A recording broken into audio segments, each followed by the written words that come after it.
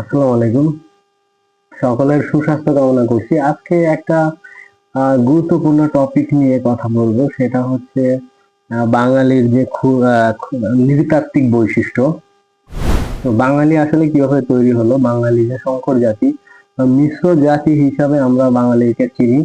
তো এই সংকর জাতি বা মিশ্র জাতি কিভাবে তৈরি হলো, সেটার যে প্রাচীন ইতিহাস সেটা আজকে জানার চেষ্টা করবো। তো প্রাচীন ইতিহাস ঘাটলে আমরা দেখতে পাই যে আমাদের এই জনপদে দুটো জাতির কথা আমরা জানতে পারি।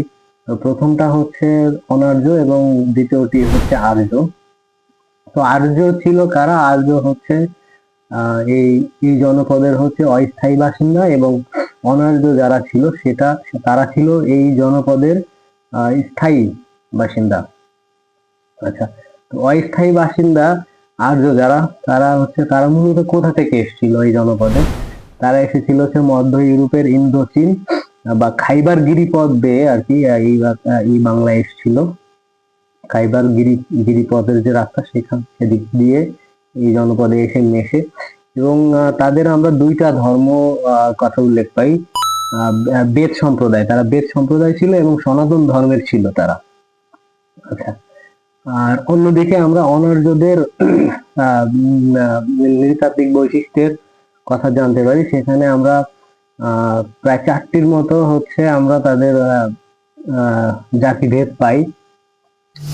তো প্রথমটা হচ্ছে নেগ্রিটো, দ্বিতীয়টা হচ্ছে অস্ট্রিক, তৃতীয়টা হচ্ছে দ্রাবিড়, আর চতুর্থটা মঙ্গোলীয় বা ভর্চনীয় বলা হয়। তো এই নেগ্রিটো কারা? নেগ্রিটো হচ্ছে এরা সবচাইতে প্রাচীন জাতি।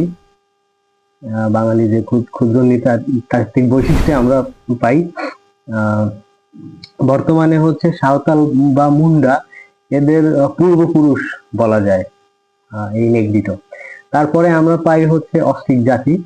অস্ট্রিক জাতি হচ্ছে ইন্দোচীন থেকে মূলত পূর্ব বংশধর হিসাবে, ইন্দোচীন হিসাবে আমরা এদের চিনি, এবং প্রায় 70 থেকে 80% হচ্ছে এই অস্ট্রিক জাতি, এই বাঙালি যে ক্ষুদ্র নৃতাত্ত্বিক যে বৈশিষ্ট্য সেটার মধ্যে আমরা পাই এই অস্ট্রিক প্রায় 70 থেকে 80% এই অস্ট্রিক থেকে আসে, এবং এই জনপদে তারা মূলত কৃষিকাজের আবির্ভাবটা তারা করে, বা কৃষিকাজের যে শুরুটা সেটা এই অস্ট্রিক জাতির মাধ্যমেই শুরু হয়। তারপরে আমরা দ্রাবিড় জাতিতে আসি। দ্রাবিড় বলতে আমরা মূলত দক্ষিণ ভারতীয়দের বা দক্ষিণ ভারতীয় যে অধিবাসী তাদেরকে বুঝি। অর্থাৎ আমরা যে তামিলনাড়ু সিনেমা দেখি, তারপরে হচ্ছে মালায়ালাম তেলেগু যে ফিল্ম দেখি, তো ওইখানকার যে বসবাসকারী যারা ছিল অধিবাসী, তারা হচ্ছে এই দ্রাবিড়। আর মঙ্গোলি বা ভর্চীনীয়দের আমরা যদি তাদের যে বৈশিষ্ট্য সেটার যদি ইতিহাস আমরা জানতে চাই, তাহলে আমরা পাই হচ্ছে পার্বত্য চট্টগ্রামের যে উপজাতি আছে তাদের হচ্ছে পূর্বপুরুষ ছিল এই মঙ্গোলীয় বা ভর্চীনীয়রা। এটা বেসিক্যালি হচ্ছে বাঙালির জাতির নৃতাত্ত্বিক বৈশিষ্ট্য। বৈজ্ঞানিকভাবে যদি আমরা ব্যাখ্যা বিশ্লেষণ করি, ইতিহাস ঘেঁটে আমরা এতটুকু জানতে পারি। আর এছাড়াও আরো কিছু জাতি এই বাংলায়, অসংখ্য জাতি আছে যারা এই আর্য এবং অনার্যদের সঙ্গে এসে মিশেছিল।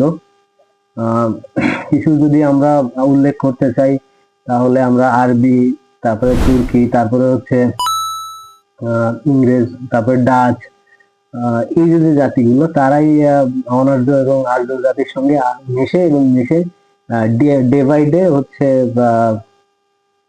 এই জনপদের অধিবাসী হয়, এবং একটা সময় বাঙালির যে একটা গঠন সেটা হচ্ছে ডেভেলপ হয়। তো এই কারণে হচ্ছে আমরা বাঙালি জাতির, আমরা ইংরেজদের দিকে যদি তাকাই তাহলে আমরা যেটা দেখতে পাই তারা ফর্সা, আর আফ্রিকানদের দিকে তাকালে আমরা দেখতে পাই তারা কালো। এছাড়া চীনদের দিকে তাকালে আমরা দেখতে পাই তাদের চেহারার গঠন অনেকটা একটু চ্যাপ্টা টাইপের হয়। তো এই টোটালি, কিন্তু বাঙালিদের দিকে যদি আমরা তাকাই তাহলে কি দেখতে পাই? বাঙালির ভিতরে এই সকল বৈশিষ্ট্যই বিদ্যমান আছে।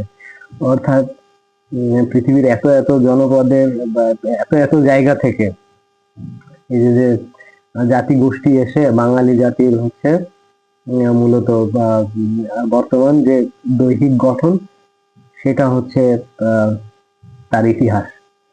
তো এটা আশা করি আপনারা বুঝতে পারলেন, এবং ইনফরমেশনটা আপনাদের আশা করি চাকরিতে অনেক কাজে দিবে, চাকরির প্রস্তুতির ক্ষেত্রে অথবা পড়াশোনার ক্ষেত্রে।